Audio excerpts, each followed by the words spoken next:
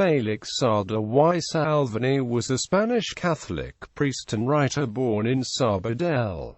He exercised an apostolate of charity and of the written word. Historian Roberto de Mattei reports that Salvany was a popular priest in Spain at the end of the century and was considered exemplary for the firmness of his principles and the clarity of his apostolate. Revista Popular. For over 40 years, he was the editor of the journal La Revista Popular, a weekly publication where all the current issues were discussed in light of the Catholic faith. From 1907 and until 1914, he published a series of 12 volumes entitled Propaganda Católica. It is a vast collection of short books, pamphlets, articles and conferences. The Spanish bibliography of reference, Encyclopedia of Orientation Bibliográfica, says that Don Sardà exercised an apostolate of immense efficiency and resonance. He is also the author of a book on the Sacred Heart of Jesus, which was a great success and was reprinted until the late 1950s. Integrism. Salvany is most famous for his works against liberalism. Salvany was among those that held liberals were not Catholic, and was called by his detractors as one of the rigid ideologues. In this era of Spanish history, he condemned secularism and liberalism as a sin and a poisonous sect for espousing the absolute sovereignty of the individual, completely independent of God and of his authority, sovereignty of society absolutely independent of anything beyond itself, freedom of thought with no limitation whatsoever politically, morally or religiously. The need for divine revelation.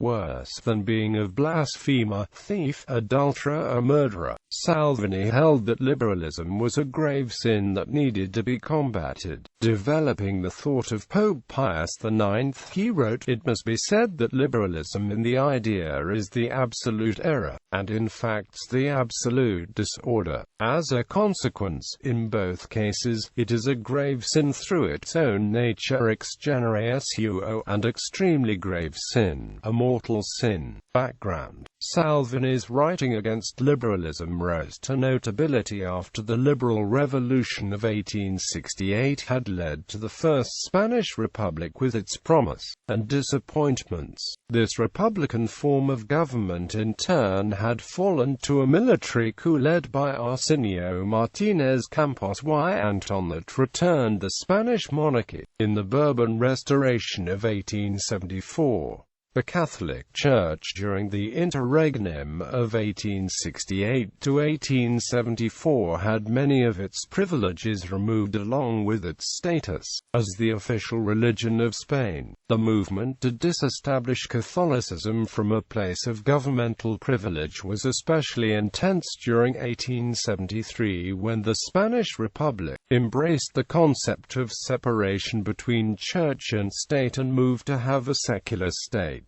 With the return of the Bourbons, Catholicism was returned to its previous status of having governmental endorsement and its accompanying privileges over all other faiths and creeds. Article 11 of the Constitution of 1876 reaffirmed Catholicism as the official religion of the state, extending toleration to other creeds as long as all the speech and activities was done solely in private. Some of the civilian radicals who had supported the revolution of 1868 were not just anti-clerical but anti-religious, which historian Noel Valles points to as a sign of a growing alienation from the Church. Valles also points to the work of amateur sociologist Hugh James Rose, who was a Protestant chaplain to English, French and German mining companies in the Spanish mining city of Linares, Jan. Rose collected anecdotes from the Spanish population on the views of religion which he included in the chapter Decay of Faith in Spain in his 1875 book Untrodden Spain. Rose concluded that the Church of Spain is an institution which has lost its hold on the masses, both educated and uneducated. Rose also stated that he observed in the Spanish a sense of spiritual drift, of having come unanchored from the religious moorings. Quote, he recorded an increase of not only atheists and free-thinkers but also a rise in the religiously indifferent and a decline of attendance at Catholic religious services. One literary man told Rose that he no longer believed in the ceremonies of the rites of my church, I pray to God at home, but that he has not publicly renounced that credo. It is more convenient not to have an open rupture. In 1888 another observer found similar things as Rose, stating that the educated classes have lost their old belief and have not found a new one. The Catholic Church itself had been calling for a spiritual revival in Spain since the 1700s, feeling that there was a presence of spiritual decay. While Spanish society was still religious, the question of what it meant to be Catholic in Spain, or who was a Catholic, were being raised by the population, and this led to a sense that the Church's authority and the foundations of its faith were being undermined. Salvany, following the line of thought of Pius IX's 1864 encyclical Syllabus of Errors, was among those who denounced secularism and blasted the liberals, maintaining that they were not Catholics. Those like Salvany, who wanted a closer relationship between the Church and state, were termed integrists and held that liberalism denied the need for divine revelation. Though vocal, the integrists remained a distinct minority within the Spanish Church. The integrists opposed the efforts of Antonio Canovas del Castillo, despite him having been a conservative who had opposed freedom of religion and letting the lower classes have a vote or voice in government.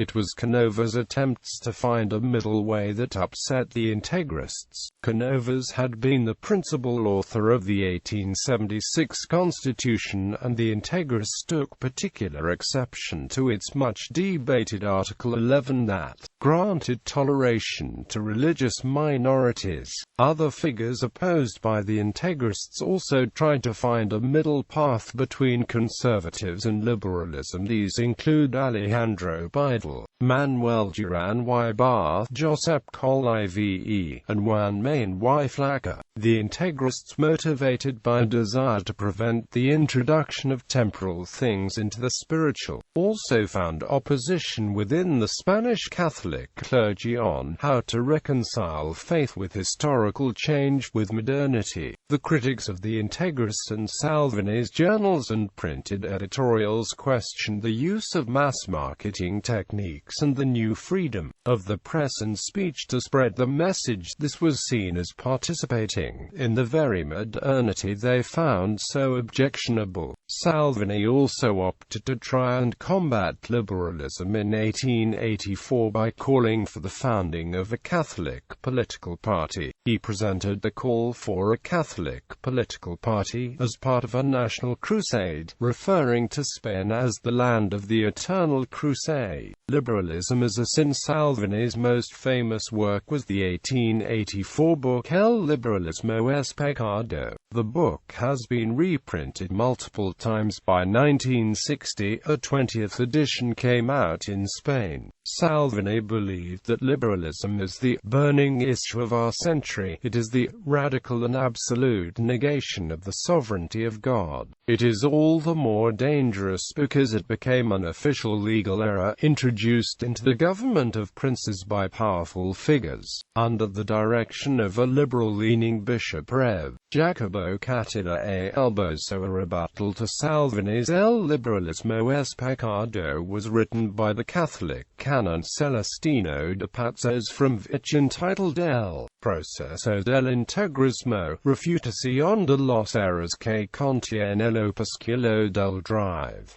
Sardà y Salvany, El Liberalismo es Pecado. Both works were sent to the Sacred Congregation of the Index and its secretary, Fr.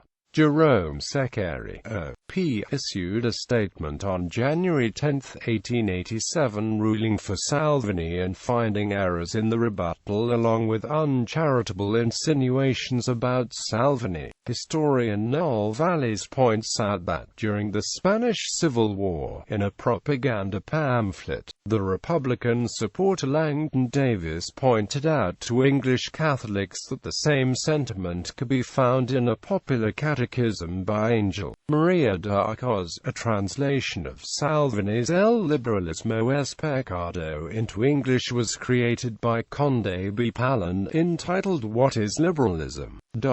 The translation was first published in 1899 and reprinted many times, including in 1979 and 1989.